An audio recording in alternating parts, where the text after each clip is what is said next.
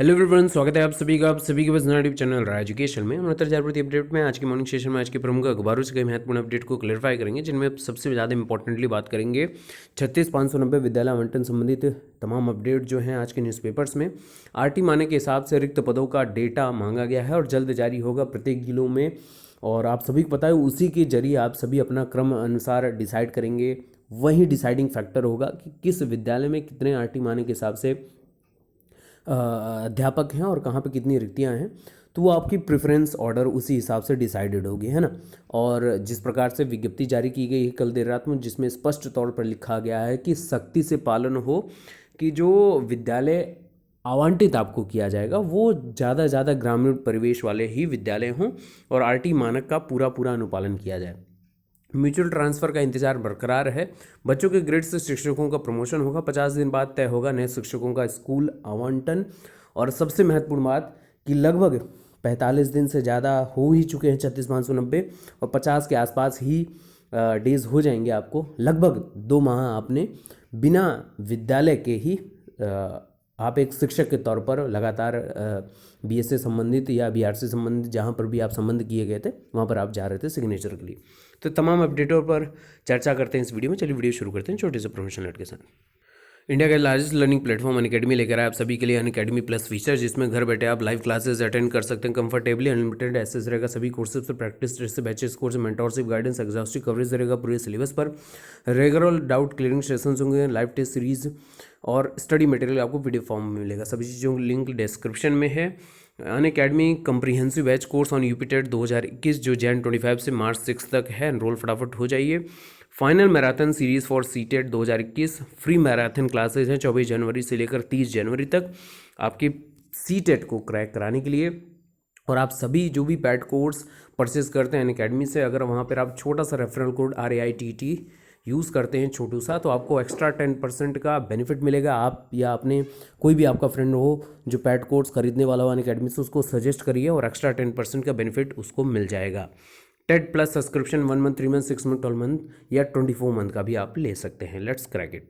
तो चलिए बात को प्रारंभ करते हैं। स्कूलों में पूरा होगा शिक्षकों और बच्चों का अनुपात। विशेष शिक्षा परिषद की ओर से संचालित प्राथमिक और जूनियर विद्यालयों में शिक्षकों और बच्चों का अनुपात पूरा होगा। नए शैक्षिक सत्र से स्कूलों में निजी स्कूलों की तर्ज पर पढ़ाई शुरू हो सके, इसके लिए विभाग की ओर से तैयारियां तेजी से की जा रही हैं। तबादला पाए शिक्षक और अंतर्जाल भर्ती के तहत भर्ती हुए शिक्षकों की तैनाती से लगभग 90% स्कूलों में शिक्षक और बच्चों का अनुपात मानक के अनुसार पूरा हो जाएगा। इससे शिक्षकों की जहां स्कूलों में कमी दूर होगी, वहीं दूसरी ओर शिक्षण कार्य में भी तेजी आएगी। विभागीय अधिकारियों ने बताया है कि स्कूलों में पढ़ाई का स्तर सुधारने के लिए तेजी से जिलों में भी तैयारियां चल रही हैं और इस बार जब नए सत्र से विद्यालय खुलें तो बच्चों को पढ़ाई का अच्छा माहौल मिल पाए और उनको बेहतर से बेहतर की ओर ले जाया जा सके। विषयवार दर्ज होगा विवरण। स्कूलों में विषयवार शिक्षकों की पाली के अनुसार जिम्मेदारी तय की जाएगी, यानी कि अब आपकी जवाबदेही अकाउंटेबिलिटी के हिसाब से ही आपका प्रमोशन, इंक्रीमेंट सारी चीज़ें तय होनी। मूल्यांकन इसी आधार पर होगा आपका। हर पाली का समय भी निर्धारित किया जाएगा ताकि एक भी दिन कोई भी बच्चे का विषय छूटने न पाए। और बच्चों को स्कूल डायरी देने की तैयारी भी है इस बार। और डॉक्टर सरवण विक्रम बहादुर सिंह जो निदेशक हैं बेसिक शिक्षा के, उन्होंने स्पष्ट कहा है कि सभी स्कूलों में अब शिक्षकों और बच्चों का अनुपात बराबर होगा। जिन स्कूलों में शिक्षकों की कमी थी वहां पर नए और तबादला पाए शिक्षकों की तैनाती हो जाएगी, तो शिक्षण कार्य भी पहले से बेहतर होगा।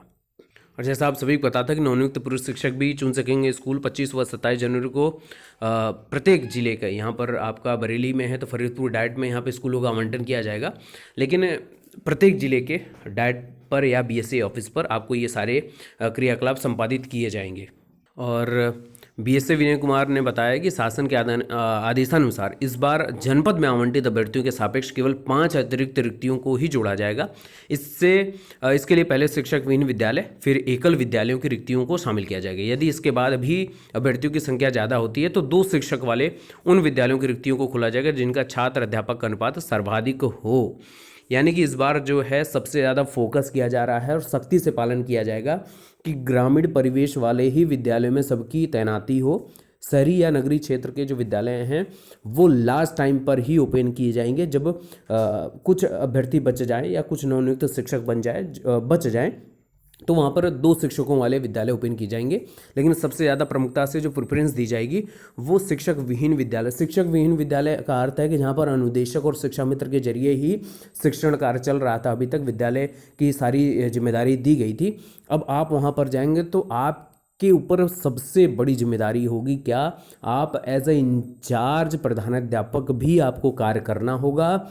जिम्मेदारियां बहुत हैं और आप उस जिम्मेदारी का वहन करते हुए बेहतर से बेहतरी की तरफ आगे बढ़ेंगे। तो ये कहने की आपके शिक्षण कौशल को, आपके व्यक्तित्व को और भी निखारने का और बड़ी से बड़ी जिम्मेदारियों में आप किस तरीके से उस जिम्मेदारी का निर्वहन करते हैं ये देखना तय होगा। और सभी को पता है कि 50 दिन बाद तय होगा नए शिक्षकों के स्कूल। शासन ने 25 व 27 जनवरी को विद्यालय आवंटन करने का निर्देश दिया है और निर्देश के मुताबिक होगी कार्रवाई। 69,000 शिक्षक भर्ती में नियुक्ति पहले चरण में शिक्षकों के विद्यालय आवंटन की जो प्रक्रिया है शासन के निर्देश के मुताबिक कराई गई है।